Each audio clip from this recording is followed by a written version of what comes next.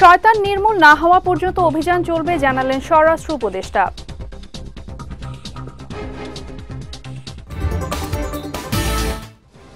অর্থনীতি পুরোপুরি ঠিক না হলেও স্থিতিশীল বললেন অর্থ উপদেষ্টা।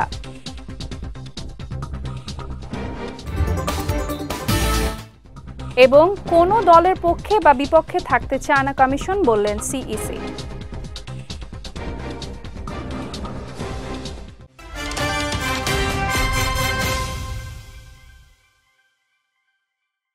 আসসালামু আলাইকুম। বিজয় রাতের সংবাদে আমন্ত্রণ জানাচ্ছি আমি সাদিয়া রেজওয়ানা তন্নি। শুনছিলেন শিরোনাম, এবারে বিস্তারিত।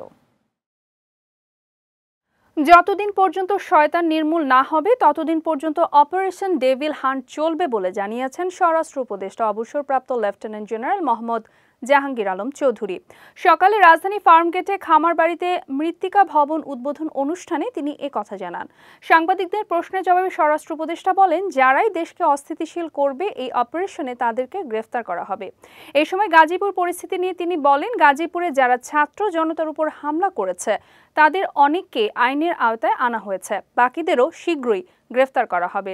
এদিকে সুনামগঞ্জে কৃষকের ভাস্কর্য ভাঙার ঘটনাটি জানেন না উল্লেখ করে তিনি বলেন, যারাই এই কাজ করেছে তাদেরও ধরা হবে।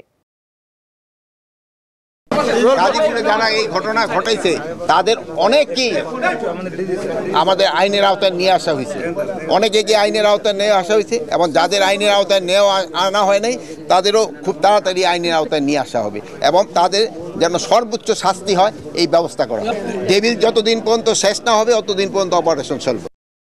দেশের স্থিতিশীল অবস্থাকে অস্থিতিশীল করার চেষ্টা করা হচ্ছে আর তা থামাতে অপারেশন ডেভিল হান্ট পরিচালনা করা হচ্ছে বলে জানিয়েছেন স্বরাষ্ট্র সচিব নাসিমুল গনি। এটি বেশ কিছুদিন চলবে বলেও জানান তিনি। এই অপারেশনে মানবাধিকার বজায় রাখার আহ্বানও স্বরাষ্ট্র সচিবের। দুপুরে সচিবালয় স্বরাষ্ট্র মন্ত্রণালয়ের সম্মেলন কক্ষে অপারেশন ডেভিল হান্ট সম্পর্কে প্রেস ব্রিফিংয়ে এসব কথা জানান তিনি। বলেন, পুলিশের ক্ষয়ক্ষতির পর বাহিনীর সদস্যদের মাঝে আত্মবিশ্বাসের ঘাটতি দেখা দেয়। এই পরিস্থিতিতে যৌথভাবে কিছু করার জন্যই এই অপারেশন বলে জানান স্বরাষ্ট্র সচিব। যারা দেশকে অস্থিতিশীল করার চেষ্টা করছে এই অপারেশনের মাধ্যমে তাদের খুঁজে আইনের আওতায় আনা হবে বলেও জানান তিনি। এই সময় আগামী 11 ফেব্রুয়ারি আইনশৃঙ্খলা বাহিনীর শীর্ষ কর্মকর্তাদের সঙ্গে উপদেষ্টাদের বৈঠক হবে বলেও জানান স্বরাষ্ট্র সচিব। আমাদেরকে আইনের স্পিরিট নিয়ে কাজটা করতে হবে। সেই জন্য আমরা চেষ্টা করেছি যে প্রচেষ্টাটা নেওয়া হয়েছে সেটা হচ্ছে যে আমরা আইন প্রয়োগের সাথে যারা জড়িত সকল বহল, যেমন পুলিশ রয়েছে, এখানটায় ম্যাজিস্ট্রেট রয়েছে, ডিস্ট্রিক্ট ম্যাজিস্ট্রেট রয়েছে, চিফ জুডিশিয়াল ম্যাজিস্ট্রেট রয়েছে, এখানে একজন প্রসিকিউটর রয়েছেন, ইনারা সকলে জড়িত। তো ইনাদের সকলের সাথে আমাদের বসবো, একত্রে সবাই বসবো যে কিভাবে আমরা সুষ্ঠুভাবে আইনটা প্রয়োগ করতে পারি দেশে, উইথ স্পেশাল রেফারেন্স টু মানবাধিকার এবং পরিবেশ। গেল 6 মাসে কিছুই হয়নি তা সঠিক নয়। দেশের অর্থনৈতিক অবস্থা পুরোপুরি ঠিক না হলেও স্থিতিশীল অবস্থায় আছে। দুপুরে সচিবালয় সাংবাদিক ফোরাম আয়োজিত মিট দ্য প্রেসে এই তথ্য জানান অর্থ উপদেষ্টা ডক্টর সালেউদ্দিন আহমেদ। জানান, উন্নয়ন সহযোগীরা মোটামুটি সন্তুষ্ট, তাদের সহায়তা কাজে লাগবে। তিনি বলেন, এই সরকার সবকিছু করতে পারবে না, বড় বড় সংস্কারও করা যাবে না, তবে পদচিহ্ন রেখে যাবে। পরে যারা আসবে যেন সংস্কার অব্যাহত রাখে। এই সময় প্রবাসীদের বৈধভাবে রেমিটেন্স পাঠানোর আহ্বান জানান অর্থ উপদেষ্টা। বলেন, দক্ষ কর্মী বিদেশে পাঠাতে গুরুত্ব দিচ্ছে সরকার। আমরা করছি, ব্যর্থতা আছে, কিন্তু একটু লোকজনকে একটা স্টান্স দেবেন যে ওনারা চেষ্টা করছে যতটুকু, এবং we want to live a footprint. আমরা সব কিছু করতে পারবো না, বড় বড় সংস্কারও করতে পারবো না, ব্যাংকিং আইন টাইন চেঞ্জ করা, এগুলোকে আমি বলছি করবো এখন, কিন্তু ফুটপ্রিন্টটা মানে অ্যাটলিস্ট আমরা যেটা করছি লোকজন কনভিন্স, এটা যেন ওরা কন্টিনিউ করে। কারণ দ্রুত আমরা কিছু করব, মধ্যমেয়াদী হয়তো বেশি করতে পারবো না, দীর্ঘমেয়াদী বেশিরভাগ করতে হবে। এটা কিন্তু একটা পলিটিক্যাল গভর্নমেন্ট, সেইখানে আপনারা একটু, কারণ যারা আসবেন তাদেরকে তো রেসপন্সিবল হতে হবে। রাজনীতির কাছে দেশের নির্বাচন কমিশনকে সঁপে দেওয়ার কারণে নির্বাচন ব্যবস্থা ভেঙে পড়েছে বলে মন্তব্য করেছেন প্রধান নির্বাচন কমিশনার এএমএম নাসির উদ্দিন। তিনি বলেন, রাজনীতিকরণ বন্ধ করতে না পারলে এই সংকট কাটবে না। আজ রাজধানীর আগারগাঁওয়ে নির্বাচন ভবনের লবিতে ইসি বিটের সাংবাদিকদের সংগঠন reporters forum for election and ডেমোক্রেসির বার্ষিক সাধারণ সভা ও পুরস্কার বিতরণী অনুষ্ঠানে তিনি এসব কথা বলেন। সিএসি বলে, নির্বাচন কমিশন কোনো রাজনীতিতে ঢুকতে চায় না, কোনো দলের পক্ষে বা বিপক্ষে দাঁড়াতেও চায় না। কমিশন সব দল ও গোষ্ঠীকে সঙ্গে নিয়ে নিরপেক্ষ ভূমিকায় থাকতে চায় বলে জানান প্রধান নির্বাচন কমিশনার। ইলেকশন কমিশনের এত বদনাম, এত কিছু কেন হলো 100টা কারণ বলতে পারবেন, কিন্তু আমার কাছে 1 নম্বর কারণ হলো political control of the election commission. রাজনীতির কাছে ইলেকশন কমিশনকে সঁপে দেওয়া, এইটাই হচ্ছে সবচেয়ে বড় কারণ। সুতরাং এইটা যদি বন্ধ করা না যায়, যে রাজনীতিবিদদের influence on the election commission যদি বন্ধ করা না যায়, তাহলে দেখবেন যে আমি মনে করি যে এই আবার সেই পুরানো জিনিস রিপিট হবে। দেশের উদ্ভূত পরিস্থিতি নিয়ে আগামীকাল প্রধান উপদেষ্টা ডক্টর মোহাম্মদ ইউনূসের সঙ্গে বৈঠকে বসবে বিএনপি। সন্ধ্যা 6টায় যমুনায় এই বৈঠক হওয়ার কথা রয়েছে। আজ বিএনপির মিডিয়া সেলের সদস্য সাইরুল কবির খান গণমাধ্যমকে এই তথ্য নিশ্চিত করেছেন। তবে বৈঠকে বিএনপির প্রতিনিধি দলে কারা থাকছে সেই বিষয়ে কিছু জানাননি তিনি। এর আগে গত শুক্রবার দলটির স্থায়ী কমিটির বৈঠকে ধানমন্ডি 32 নম্বর সহ সারা দেশে ভাঙচুর, সংস্কার কমিশনের রিপোর্ট ও সমসাময়িক রাজনীতি নিয়ে আলোচনা হয়। ওই সময় প্রধান উপদেষ্টার সঙ্গে বৈঠকের এই সিদ্ধান্ত নেওয়া হয়। আইনশৃঙ্খলা পরিস্থিতির উন্নতি করতে না পারলে সরকারের প্রতি বিএনপির সমর্থন ধরে রাখা দুষ্কর হবে বলে মন্তব্য করেছেন বিএনপি চেয়ারপারসন উপদেষ্টা জয়নুল আবদিন ফারুক।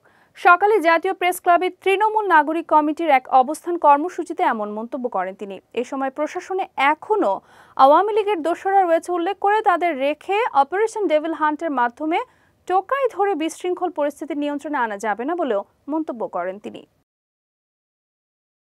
শেখ হাসিনাকে বাংলাদেশ থেকে বিতাড়িত করতে পেরেছে, সেই বৈষম্য বিরোধী ছাত্র আন্দোলন আপনাদেরকে বলেছে কেন শেখ হাসিনার ভাষণ বিআরটিসির মতো বিটিআরসির মতো প্রতিষ্ঠান থাকতে সেই ভাষণ বন্ধ করা হলো না। আজকে প্রশ্নটা জনগণ আপনাদের কাছে জানতে চায় কিসের ফ্যাক আইডি, যেই ফ্যাক আইডির মধ্য দিয়ে ভারত থেকে বসে শেখ হাসিনা বাংলাদেশে উস্কানি দিয়ে বাংলাদেশের মানুষকে অশান্তি করবে আর তত্ত্বাবধায়ক সরকারকে অশান্তিতে রাখবার চেষ্টা করবে। তাহলে সরকারের ভিতর, আপনাদের এই ইন্টেরিয়াম গভর্নমেন্টের ভিতর শয়তান আছে। আগে শয়তানকে ধরো, এই শয়তানদের বিরুদ্ধে ডেভিল হান্ট করো। এবারে জেলা সংবাদ।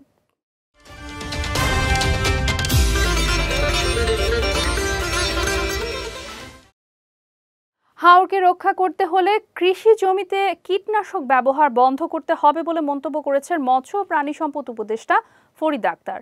সকালে মৌলভীবাজারের শ্রীমঙ্গলের বাইক্কা বিল পরিদর্শন শেষে তিনি এমন মন্তব্য করেন।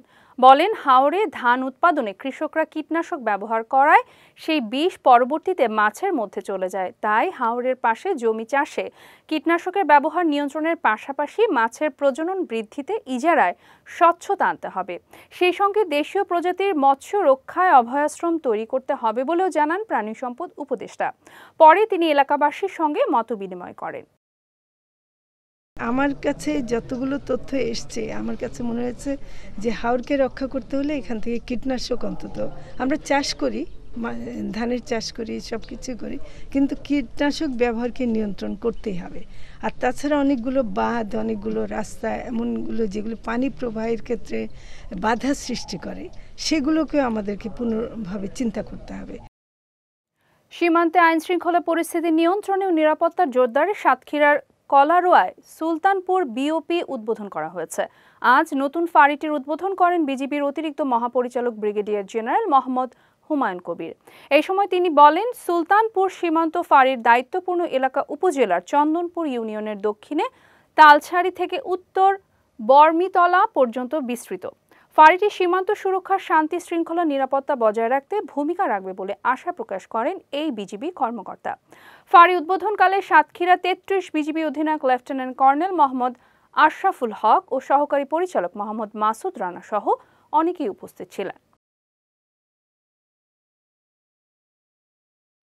দিনাজপুর ফুলবাড়ী 29 বিজিবি ও দিনাজপুর 42 বিজিবির মাদক বিরোধী অভিযানে উদ্ধার করা 9,62,47,280 টাকার মূল্যে অবৈধ মাদক দ্রব্য ধ্বংস করা হয়েছে। দুপুরে দিনাজপুরের ফুলবাড়ী 29 বিজিবি ব্যাটালিয়ন প্রশিক্ষণ মাঠে মাদক দ্রব্যগুলো ধ্বংস করা হয়। মাদকদ্রব্য ধ্বংসকরণ অনুষ্ঠানে উপস্থিত ছিলেন BGB Rangpur region commander brigadier general SM Jahidur Rahman. এই সময় বিজিবি দিনাজপুর সেক্টরের কমান্ডার কর্নেল গাজী মোহাম্মদ মিজানুল হক, জয়পুরহাট বিজিবির battalion commander lieutenant colonel Mohammad Nahid Newaz সহ স্থানীয় গণ্যমান্য ব্যক্তি, বিভিন্ন শিক্ষা প্রতিষ্ঠানের শিক্ষার্থীরা উপস্থিত ছিলেন। যাচ্ছে খেলা সংবাদে।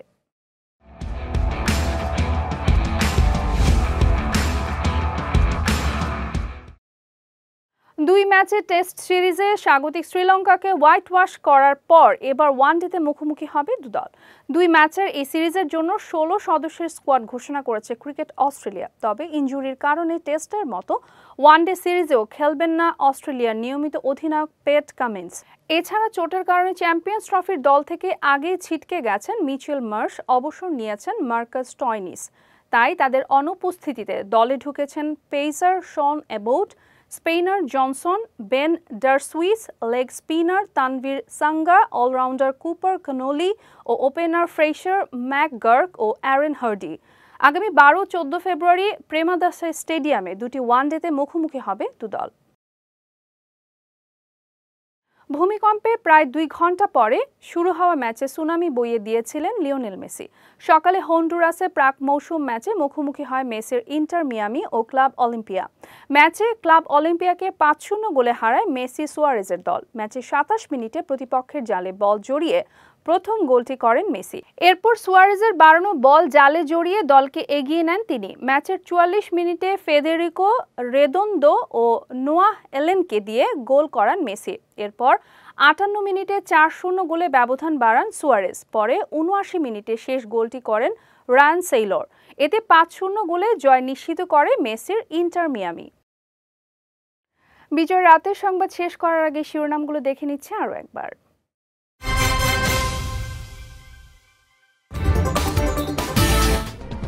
শয়তান নির্মূল না হওয়া পর্যন্ত অভিযান চলবে, জানালেন স্বরাষ্ট্র উপদেষ্টা।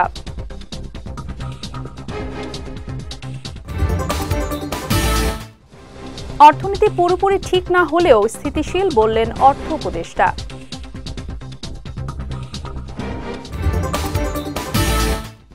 এবং কোনো দলের পক্ষে বা বিপক্ষে থাকতে চায় না কমিশন, বললেন সিইসি।